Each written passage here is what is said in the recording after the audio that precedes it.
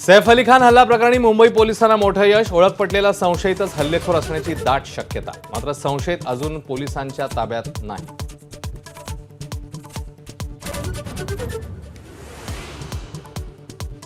करीना कपूरचा जबाब माझ्याकडे एक्सक्लुझिव्ह. हाणामारीवेळी हल्लेखोर प्रचंड आक्रमक. करीनाचा जबाब समोर असलेल्या दागिन्यांना हातही न लावल्याचं स्पष्ट. सैफवर हल्ला केल्यानंतर आरोपी दादरमध्ये गेल्याची माहिती. आधी मोबाईल दुकानात हेडफोनची खरेदी, त्यानंतर मार्केटमध्ये फेरफटका मारल्याचं सीसीटीव्ही फुटेज समोर.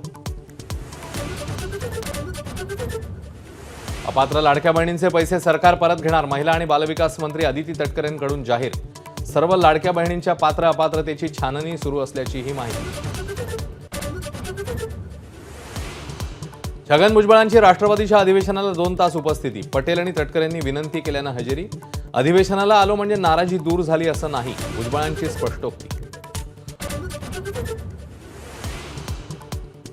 10वी-12वी बोर्ड परीक्षेच्या हॉल तिकिटावर विद्यार्थ्यांच्या जात प्रवर्गाचा उल्लेख. शिष्यवृत्तीच्या सोयीसाठी जात प्रवर्ग.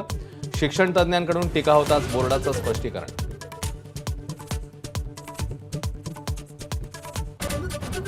एबीपी माझाच्या बातमीनंतर प्रशासन खडबडून जागं. अनेक महिन्यांपासून प्रलंबित 87 जात प्रमाणपत्रांना अवघ्या तासात मंजुरी. पारधी समाजातल्या विद्यार्थ्यांचं वास्तव एबीपीने केलं होतं उघड.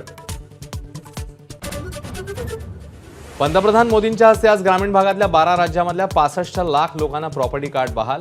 135 लाख कोटींच्या मालमत्तेची मालकी मिळणार. ढाक्यामध्ये आणखी 20 मिनिटं राहिली असती तर माझी हत्या झाली असती. बांगलादेशच्या माजी अध्यक्षा शेख हसीना यांचा गौप्यस्फोट. राजकीय विरोधकांनीच माझ्या हत्येचा कट आखला असल्याचाही केला आरोप.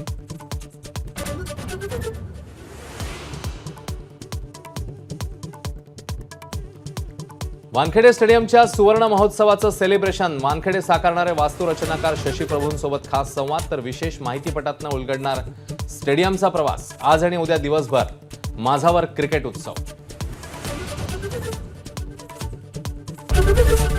एबीपी माझा, उघडा डोळे बघा नीट.